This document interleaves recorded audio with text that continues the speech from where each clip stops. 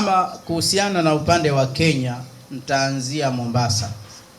Tamaa yangu nifike na Nairobi, na hata hapa nimepata message inayosema sisi tuko familia Nairobi. Utakuwa upande gani? Kama ni Mombasa pia tutakuwa tayari kuja, hata wapi? Hata Mombasa.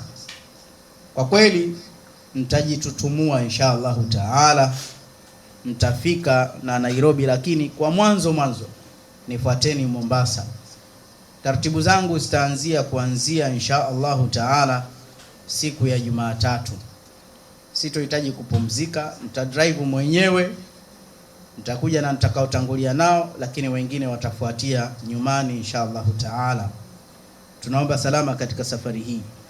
Ama wakazi wetu katika mji, wale ambao wanakuja, ofisi itaendelea kutenda kazi kwa ufanisi mkubwa. Tujeni, tena tujeni kwa wingi, ndio kheri yetu. Na inapotokea itabidi mimi nikuone, basi naweza nikaruka hata kwa mara moja nikaja kukuona. Na Kenya sichukui muda, utachukua muda mfupi kwa kiasi ya kutimiza haja. Lakini hata mwaka jana, mwaka lini, wakati tunakwenda huko, mambo yote ya hapa yalienda sawa na mambo ya kule pia yalienda sawa. Mbele yetu leo tunatangaza dawa ya sukari na dawa za figo na dawa za matatizo ya mifupa.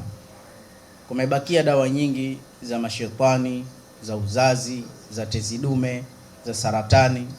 Hizi nimeleta kama sample. Wale ambao tunaumwa basi tusogeleane inshallah. Twende mahospitalini, wengine tuje kwenye tiba za kiasilia, lakini pia dua tunaendelea nazo kama kawaida. Dua tunaendelea nazo kama kawaida. La mwisho kwa siku ya leo, kwa kuanzia insha Allah, naomba watu wanaohudhuria Busat ambao hawana namba yangu waipate. Tutengeneze angalau grupu la Busat ili kupeana taarifa, lakini niseme tu mambo yataendelea. Kutokuwepo mimi si Busati kufa, bado wasomaji wapo, na leo watu wamekuja kwa uchache wakihisi pengine nitakuwa nimesafiri. La mwisho pia nitoe udhuru. Jana tulialikwa pale Bungoni Al-Amudi pale, Sheikh Al-Amudi pale, katika hadhara yao. Ilikuwa ni hadhara kubwa isiyokuwa na kifani. Niliweka nia ya kufika, lakini sikuafikishwa, niombe udhuru. Lakini kwa heshima na taadhima, ofisi ya Mufti nao imetuletea mwaliko. Mwaliko huu sasa ni mara ya 3, na ninasikitika kweli kweli kukosa, lakini insha Allahu taala nitakuwa nao kiroho, lakini kimwili nitadharurika insha Allahu taala.